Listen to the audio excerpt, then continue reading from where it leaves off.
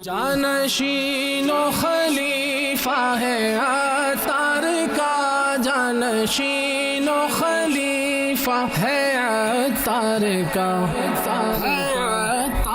کا۔ بنگلہ دیش کے مقیم عاشقان رسول کے لیے خوشخبری، الحمدللہ جانشین و خلیفہ امیر اہل سنت حضرت مولانا حاجی عبید رضا عطاری مدنی مدہ ذلہ العالی کی بنگلہ دیش کے لیے روانگی ہوئی۔ اس موقع پر خلیفہ امیر اہل سنت نے درود پاک کی فضیلت پر مشتمل حدیث مبارکہ بیان کی اور مدنی خبروں کو بتایا۔ فرمان خاتم النبیین صلی اللہ علیہ وآلہ وسلم، من صلی علیہ مرۃ صلی اللہ علیہ عشر مرات،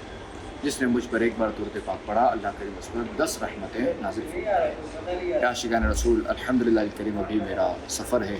بنگلہ دیش کا، اور وہاں الحمدللہ الکریم چٹاگانگ میں 3 دن کا اجتماع ہے، تو الحمدللہ الکریم میری بھی وہاں حاضری ہے۔ اللہ کرم ایسا کرے تجھ پہ جہاں میں، اے دعوت اسلامی تیری